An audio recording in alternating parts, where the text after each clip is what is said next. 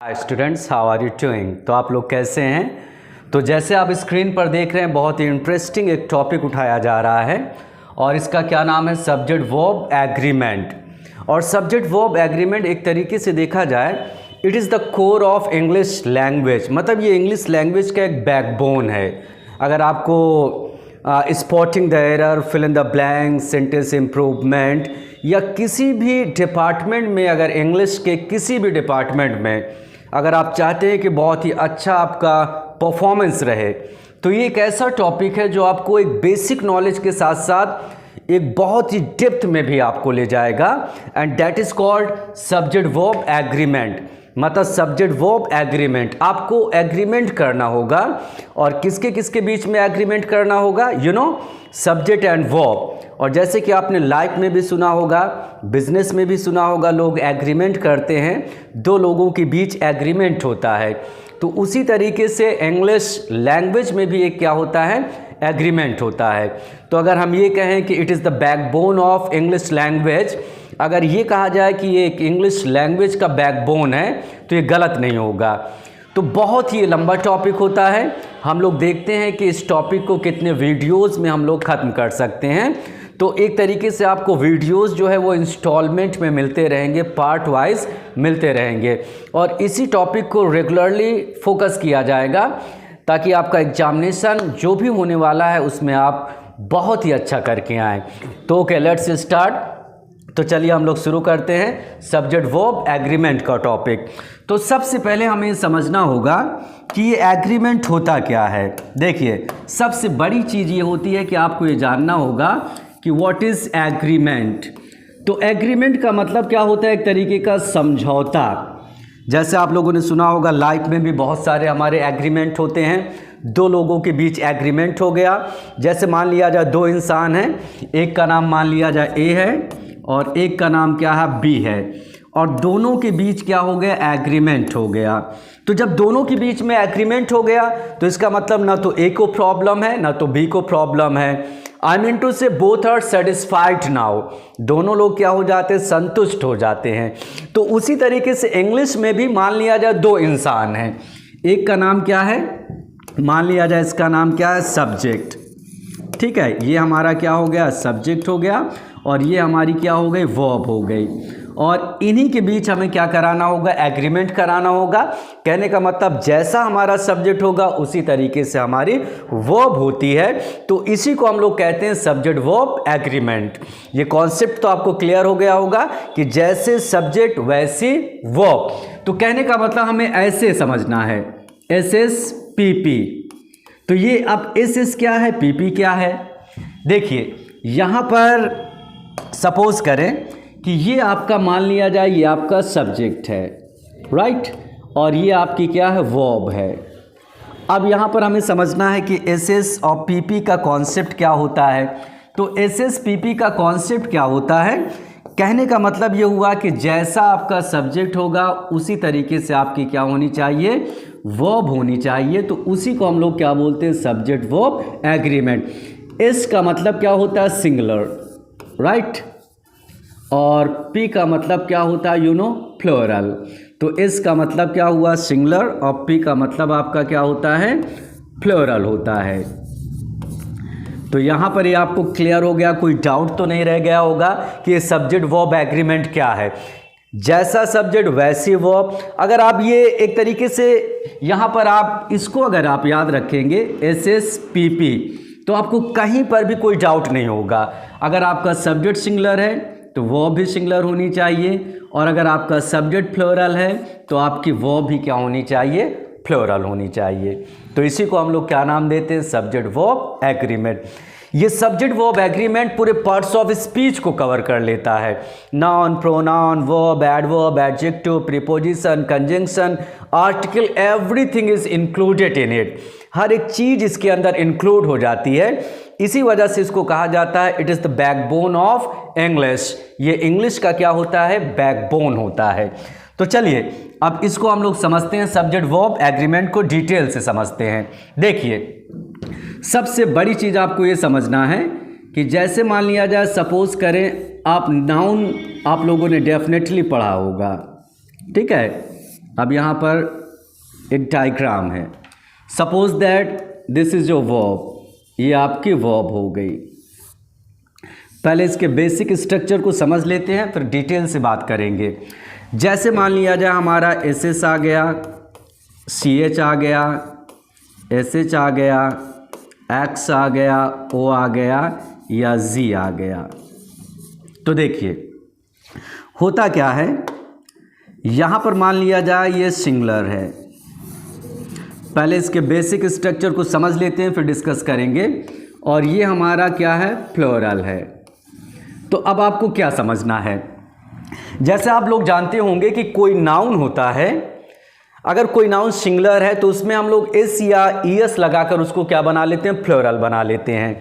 और यहाँ पर क्या लिखा हुआ है, S S, C H, S H, X, O, G. इसको जी पढ़ना, जेड नहीं पढ़ना है। किसी भी नाउन के एंड में अगर ये सारे वर्ड्स दिखाई पड़ते हैं तो हमें ई एस लेना होता है, और अगर नहीं दिखाई पड़ेंगे तो हमें क्या लेना होगा, ओनली एस। जैसे मान लिया जाए आपको एक नाउन दिया गया, सपोज करें एक नाउन आपके सामने है, सपोज करें क्लास। इसी तरीके से मान लिया जाए बेंच हो गया, इसी तरीके से मान लो मैंगो या फैन। तो देखिए ये सारे हमारे क्या हैं, दे आर कॉल्ड सिंगुलर, ये हमारे सिंगुलर हैं। और इनमें जैसे हम लोग एस आई एस लगाएंगे ये क्या हो जाते हैं, प्लूरल में। अब यहाँ पर देख रहे हैं एस एस आ रहा है, इसके एंड में क्या आ रहा है आपको, एस एस दिखाई पड़ रहा है। यहाँ पर क्या दिखाई पड़ रहा है, सी एच। यहाँ पर क्या दिखाई पड़ रहा, ओ। यहाँ पर क्या दिखाई पड़ रहा है, एन। तो कहने का मतलब हमें ये डिसाइड करना होगा कहाँ पर हमें एस लगाना है, कहाँ पर हमें ई एस लगाना है तो बहुत छोटी सी बात। अब इसी को अगर हम प्लूरल बनाएंगे तो क्लास का प्लूरल क्या होगा, क्लासेस, राइट। तो क्लास का हमारा प्लूरल क्या बन गया, क्लासेस। इसी तरीके से अगर हमने बेंच का प्लूरल बनाया तो बेंच का हमारा प्लूरल क्या होगा, बेंचेस। इसी तरीके से अगर हम मैंगो को लें तो मैंगो का प्लूरल ओ है, तो इसमें क्या जोड़ेंगे, E S, this is your plural.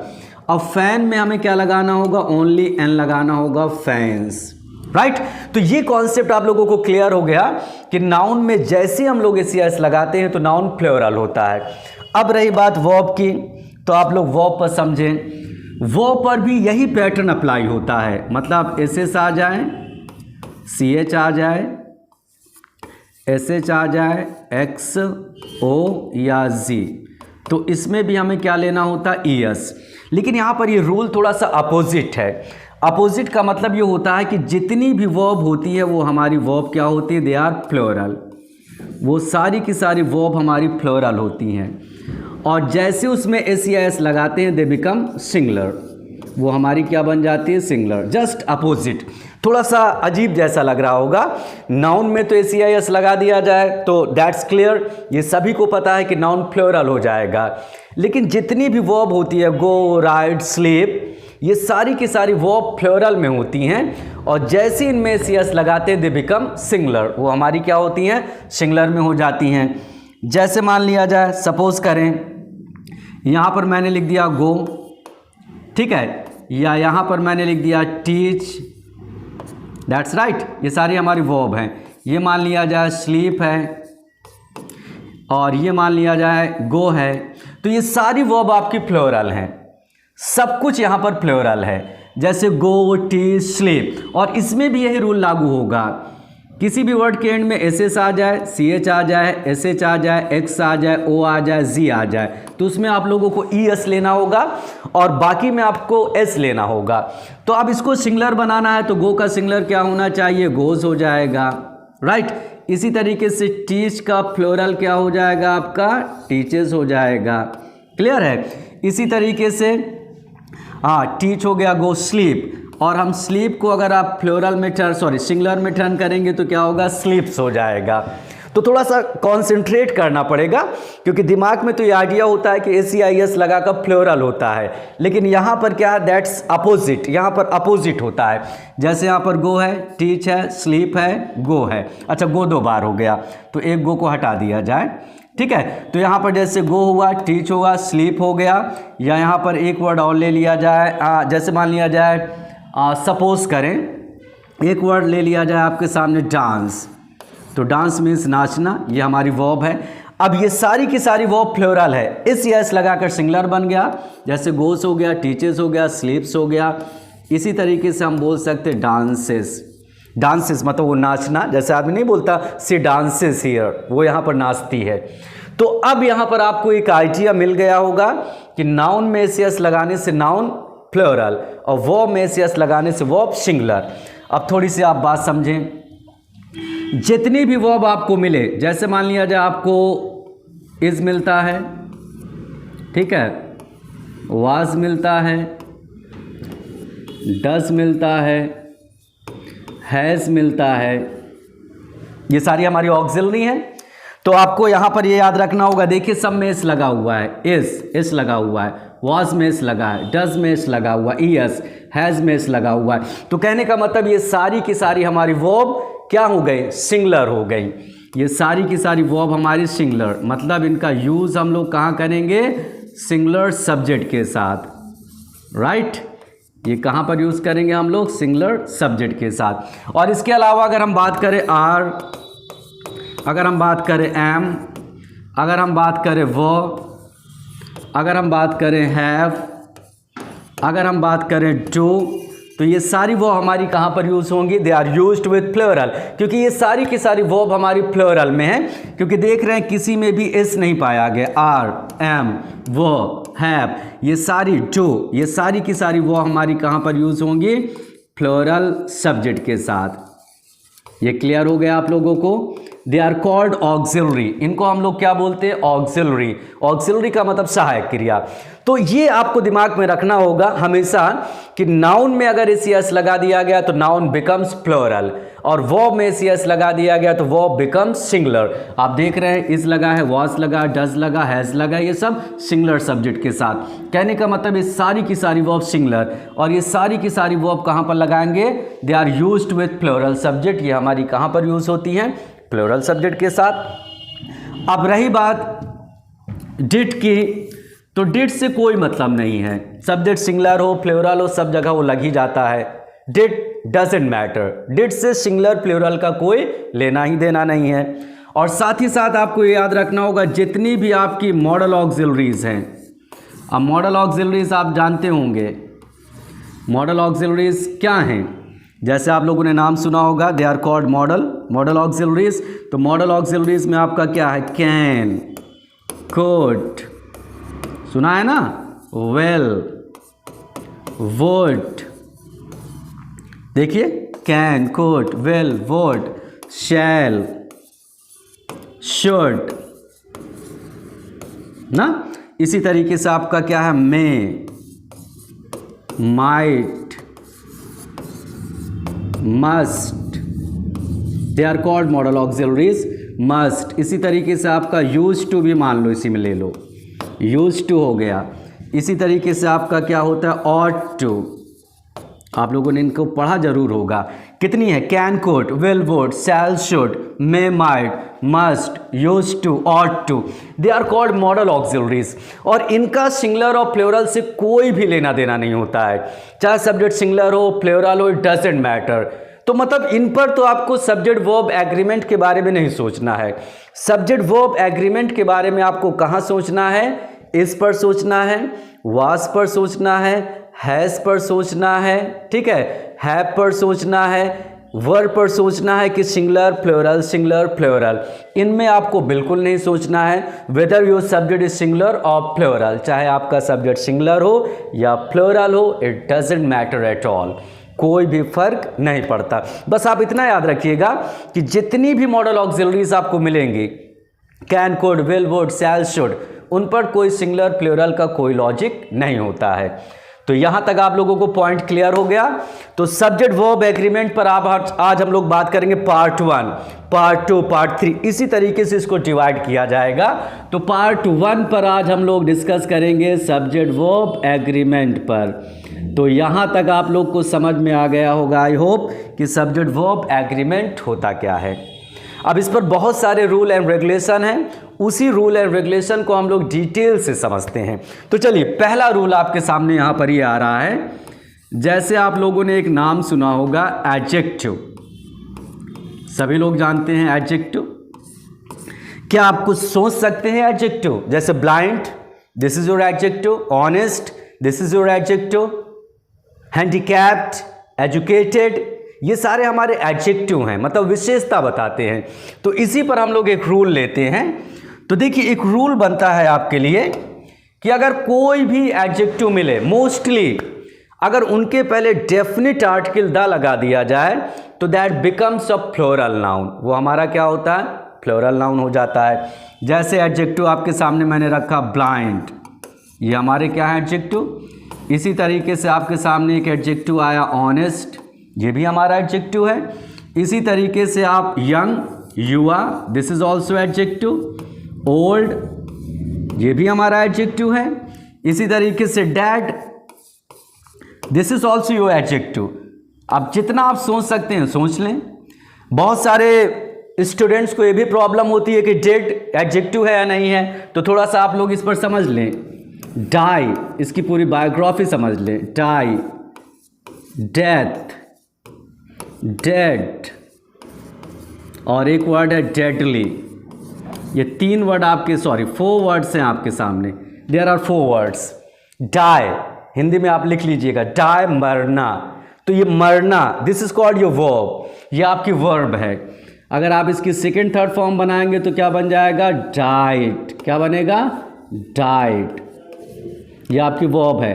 Death, death का मतलब मृत्यु, तो ये आपका क्या बना? It is called your noun, ये आपका क्या बन गया? नाउन बन गया।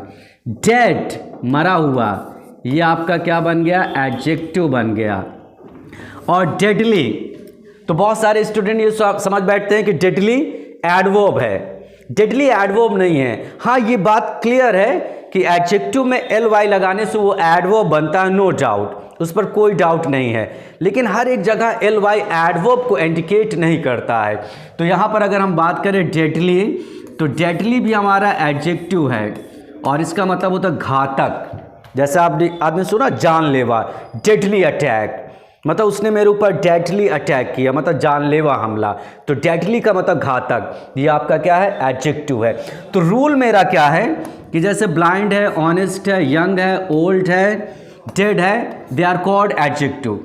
अगर इन एडजेक्टिव में अगर आपने definite article I mean to say the लगा दिया तो it becomes a plural noun, वो प्लूरल नाउन हो जाता है। और उसके साथ वर्ब हमेशा आपको क्या लेना होगा? प्लूरल, मतलब आप सिंगुलर वर्ब का इस्तेमाल नहीं कर सकते हैं। तो थोड़ा सा समझते हैं बात को। देखिए जैसे मान लिया जाए ये डेफिनेट आर्टिकल हो गया, दैट इज कॉल्ड द। यहाँ पर ये आपका क्या बन गया? Adjective, adjective, right. तो यही एडजेक्टिव जो है इट बिकम्स प्लूरल नाउन, ये आपका क्या बन जाता है? Plural noun.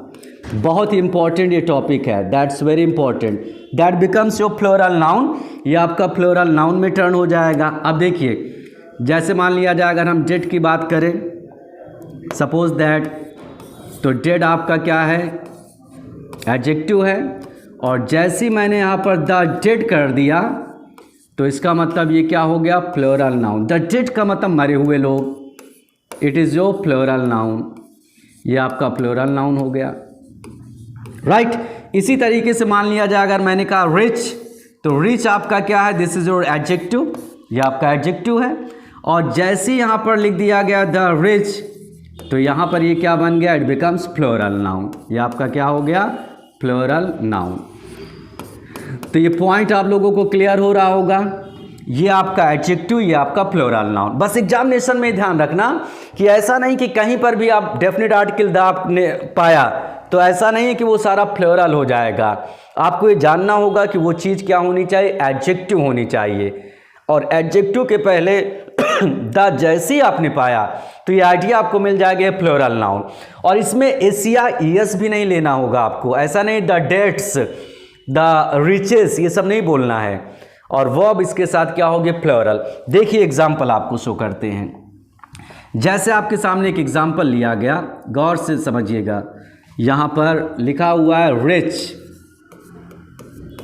ठीक है, और उसके बाद लिख दिया मैंने does not know how poor और उसके बाद लिखा लिव। चलिए आप लोग जज करिए कि ये इतने बड़े सेंटेंस में, this is a single sentence, इस सेंटेंस में कितनी जगह प्रॉब्लम है, मतलब कितनी जगह गलतियां निकल रही हैं। सबसे बड़ी चीज़ ये होती है कि इंग्लिश में सबसे बड़ी जो चीज़ होती है वो मीनिंग। जैसी कोई सेंटेंस है, अगर आपने उसकी मीनिंग को समझ लिया तो definitely half of the problem is solve, वहाँ पर आधी प्रॉब्लम ऑटोमेटिक सॉल्व हो जाती है। अब यहाँ पर क्या लिखा, rich does not know how poor live. अब यहाँ पर क्या मतलब है, रिच अमीर, अमीर या अमीर लोग की बात हो रही है, पूरे ग्रुप की बात हो रही है, डेफिनेट आर्टिकल द लगेगा। अब डज नॉट कैसे आएगा, प्रेजेंट इंडेफिनिट टेंस में भी आप लोगों ने पढ़ा होगा कि अगर सब्जेक्ट सिंगुलर है तो उसके साथ हमें डज नॉट, और प्लूरल है तो डू नॉट ना, ये आइडिया है। और अभी भी मैंने एक्सप्लेन किया है एस हमेशा क्या होता है, सिंगुलर। तो यहाँ पर डज सिंगुलर है, सब्जेक्ट आपका प्लूरल। अब यहाँ पर भी देखिए पुअर लिव, जैसे मान लिया जब मैंने अगर यहाँ पर लिव्स कर दिया तो प्रेजेंट इंडेफिनिट टेंस वाला वो रूल याद रखिएगा जो आपने पढ़ा होगा, डेफिनेटली कहीं ना कहीं पढ़ा होगा कि सब्जेक्ट अगर सिंगुलर है तो वर्ब में एस लगेगा, और सब्जेक्ट प्लूरल है तो एस नहीं लगेगा। तो बताइए इसमें कितनी प्रॉब्लम है। तो यहाँ पर पहली प्रॉब्लम ये होगी द रिच, क्योंकि यहाँ पर हम सभी रिच की बात कर रहे हैं, जितने भी हैं ग्रुप में। फिर रिच हमारा प्लूरल है तो हमारा क्या हो जाएगा, डू नॉट। फिर उसके बाद क्या हो जाएगा, नो। फिर उसके बाद क्या होगा, how, the poor. The poor यहाँ पर बोलना होगा, पूरे ग्रुप की बात कर रहे हैं। अब द पुअर प्लूरल है तो लिव में से एस को आपको हटाना पड़ेगा। तो अब जाकर ये सेंटेंस कंप्लीट हुआ। The rich do not know how the poor live. कहने का मतलब अमीर लोग नहीं जानते हैं कि गरीब लोग कैसे रहते हैं। चलिए एक सेंटेंस और ले लेते हैं। जैसे मान लिया जाए हमने लिखा, सपोज करें यहां पर हमने लिखा द ब्लाइंड, और उसके बाद हमने लिख दिया नीड्स और सपोर्ट। एक सेंटेंस ही है आपके सामने, the blind needs our support. This is the first example. दूसरा एग्जाम्पल आपके सामने ही लिखा गया, द ऑनेस्ट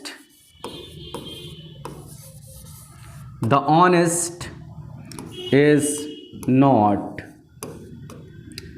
प्रमोटेड